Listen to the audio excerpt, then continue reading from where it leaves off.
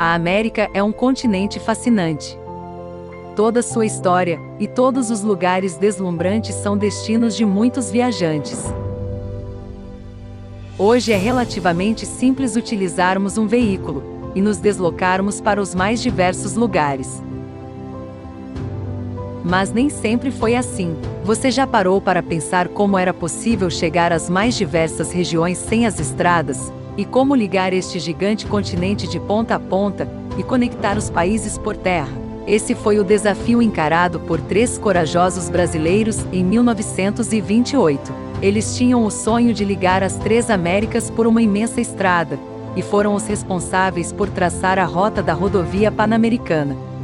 Foram mais de 27 mil quilômetros durante 10 anos de expedição, partindo do Rio de Janeiro, indo até Nova York, rodando por estradas, trilhas, matas, transpondo rios e riachos por 15 países diferentes nas 3 Américas, incluindo também partes da Cordilheira dos Andes, a Floresta Amazônica e o temido Estreito de Darien, tudo com o objetivo final de traçar o que viria a ser a Estrada Pan-Americana.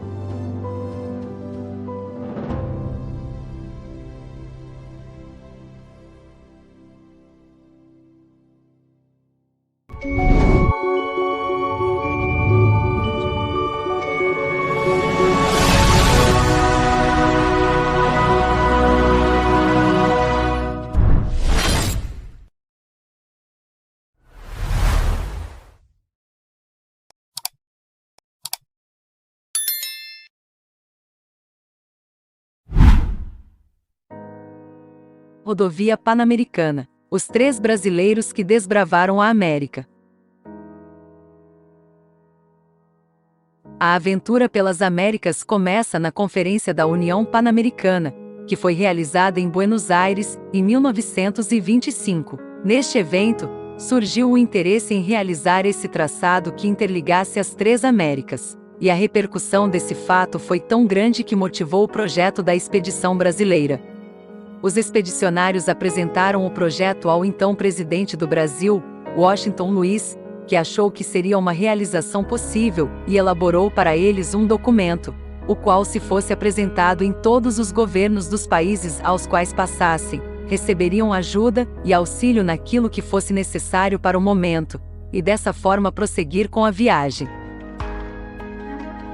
A expedição se iniciou em abril de 1928. Com o tenente do Exército Leônidas Borges de Oliveira, junto ao engenheiro Francisco Lopes da Cruz, e um automóvel, Ford T 1918, de fabricação americana, entregue pelo jornal O Globo, e que recebeu o nome de Brasil. Chegando na capital paulista, os expedicionários ganharam do Jornal do Comércio um segundo veículo Ford, uma caminhonete, modelo T, batizado de São Paulo.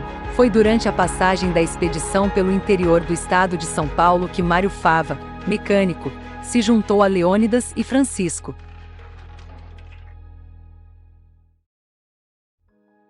As dificuldades foram imensas durante os 10 anos de viagem, e elas já começaram a surgir ainda no Brasil. No Mato Grosso, uma onça atacou o carro em que estava Mário Fava, e neste ataque a onça acabou ferindo Mário seriamente. Depois, na Colômbia, eles ficaram 4 meses perdidos na selva. Acabaram debilitados e doentes, mas foram salvos por índios locais que os retiraram de lá. Os brasileiros recebiam todo o apoio dos governos dos países por onde passavam. Uma das mais significativas veio do governo mexicano. O Ford T, batizado de Brasil, havia sido muito danificado depois de cair de uma ribanceira e precisava de uma reforma geral. Nem foi necessário pedir ajuda ao presidente mexicano da época. Ele determinou que fossem feitos todos os reparos necessários no Ford. É nos momentos de dificuldade que surgem as soluções mais inusitadas, e durante esta expedição não faltaram situações adversas. O que manteve os carros na estrada, por exemplo, foi o improviso e conhecimento de Mário Fava. A falta de combustível, por exemplo, foi resolvida na Bolívia misturando uma bebida alcoólica indígena, a xixa, ao querosene, fazendo uma mistura que os levassem a conseguir atravessar os Andes. Também na Colômbia, os pneus estourados foram enchidos com capim, e desta forma rodaram um grande trecho da viagem até a Guatemala, onde o governo daquele país patrocinou uma reparação total nos carros, e doou pneus novos e também concedeu uma alta soma em dinheiro aos expedicionários.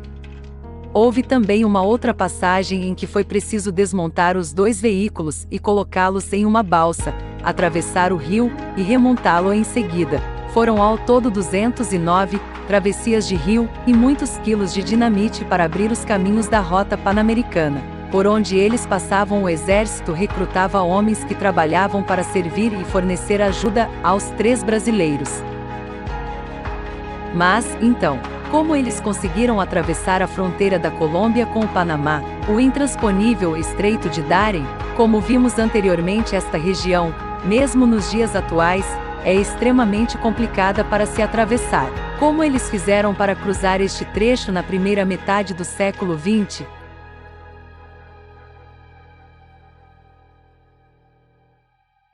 No livro de Beto Braga, O Brasil através das 3 Américas, sobre a expedição, ele relata o seguinte: a dureza da travessia até a fronteira com o Panamá ficou anotada no diário da expedição. Construir a estrada pela selva de Urabá e Chocó é impossível.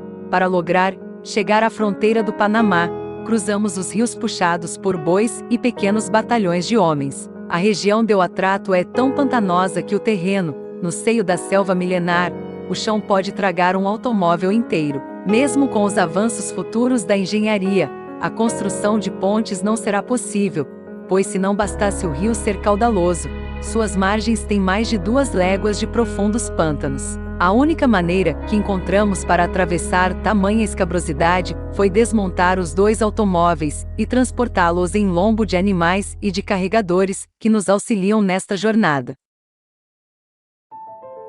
Em 1937, após atravessarem toda a América Central, chegaram em Detroit, nos Estados Unidos.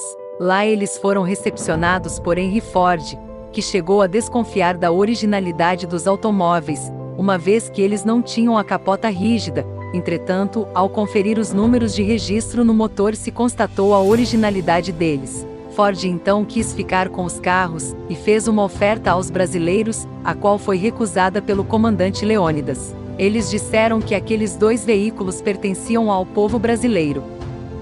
Em Washington, os expedicionários foram recepcionados na Casa Branca como heróis pelo presidente Franklin Roosevelt.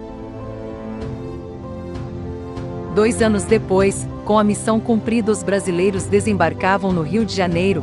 O retorno foi mais fácil de navio e com os 2 carros a bordo. Um dos carros, o de nome Brasil, foi inteiro restaurado e hoje está no Museu Mário Fava, na cidade de Bariri, em São Paulo. O outro carro, de nome São Paulo, não teve a mesma sorte e se deteriorou num terreno baldio do Museu do Ipiranga.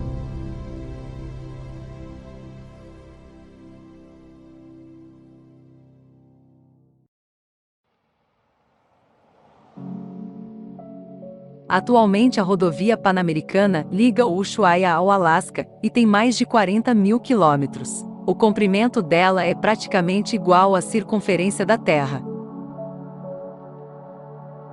O Brasil não fez a sua parte da estrada pan-americana por um bom tempo devido a motivos políticos, permanecendo com difícil acesso ao Pacífico até 2005, quando iniciou a construção da estrada interoceânica, ligando o Brasil ao Peru. Esta rodovia foi inaugurada em 2011. Infelizmente, essa fantástica aventura acabou se perdendo no tempo, e pouca gente no Brasil conhece essa história incrível dos projetistas da rodovia Pan-Americana. O esforço e empreendimento humano destes 3 brasileiros merece ser lembrado tanto pela coragem, como pela importância de seu feito. Ademais, hoje ainda não seja possível realizar este percurso totalmente por terra, vale lembrar que no passado pessoas se arriscaram para tornar este sonho possível.